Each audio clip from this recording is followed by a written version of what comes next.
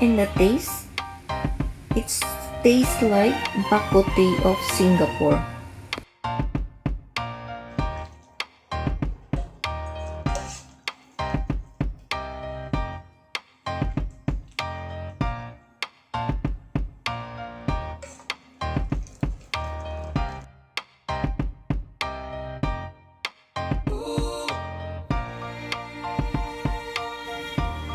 And for today's vlog, we're going to cook Chiu Chow soup or pork rib soup Chiu Chow style. So the other day guys, we eat it in Palok restaurant.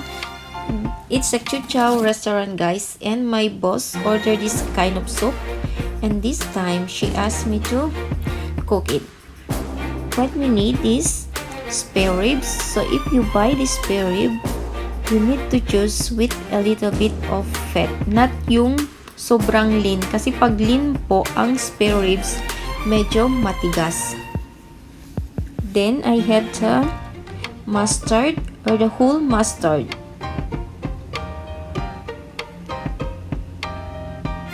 And of course, Chinese celery. This is to add flavor. We also have dry shrimp. Just soak it in cold water. Black pepper, whole white peppercorn, and salt. And then, ikakat po natin ang celery into small pieces. And for the mustard, just cut it into irregular size.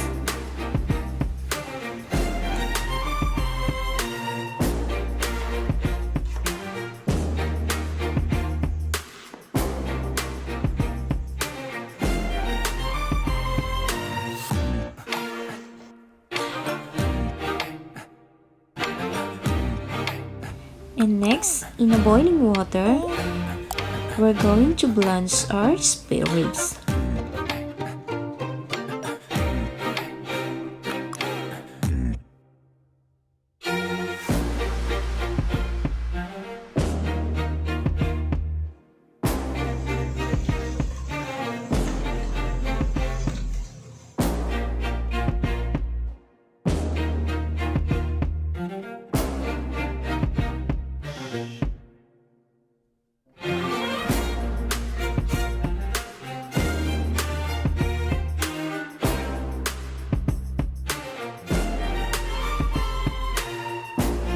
In another pot, magpakulo po ulit tayo ng tubig.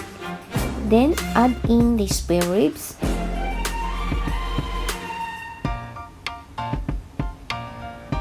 Dry shrimp.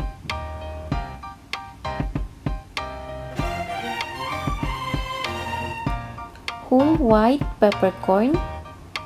Salt. And the black pepper. Bring this to boil for at least 30 minutes. 30 minutes lang natin iboboil guys. Kasi I'm going to use vacuum cooker.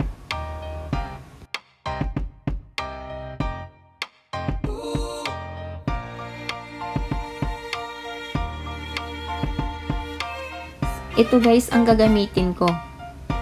Vacuum insulated thermal cooker. Napaka-convenient po kasi hindi mo na kailangang bantayan ang soup. Just boil it for at least 30 minutes tapos ilalagay ko na dito sa loob.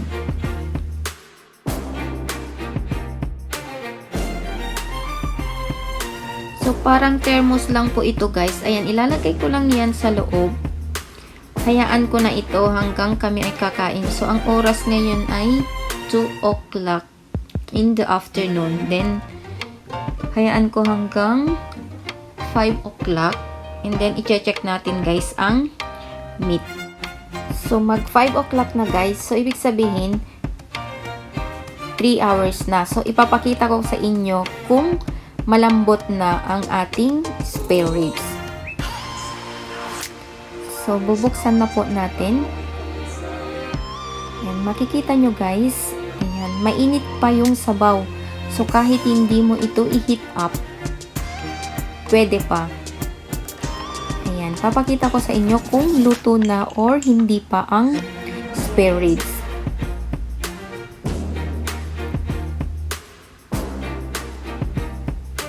Ayan guys, sobrang lambot. Kaya, napaka-convenient na gamitin. Ayan, tatanggalin natin ito guys. Then, we're going to cook the vegetable. So, ayan guys, ilalagay na natin ngayon ang mustasa at ang Chinese celery. Hayaan natin itong maluto, but don't overcook the vegetable. Disclaimer po, I'm not promoting the vacuum insulated thermal cooker. Sinasabi ko lang po kung ano yung kadalasan kong ginagamit pag nagluluto ako ng soup. Kasi usually guys, there are two kinds of Chinese soup. It's either long soup or the quick soup. Ayan guys, takpan natin ito at hayaan nating maluto ang mustasa at Chinese celery. And after 5 minutes, check the taste. If not enough, season it with a little bit of salt. Then, check the mustard kung malambot na. Ayan guys, ang mustasa ay luto. Madali lang pong maluto. Ayan, ito na guys ang ating pork rib soup. So, ang lasa guys, malalasaan mo talaga and you can smell the flavor of white pepper. So, sa mga kapwa ko, OFW guys, you try to cook this one and I'm sure magugustuhan ito ng iyong mga amo. Ayan guys. So, ito ang ating Chiu Chow soup or pork rib soup.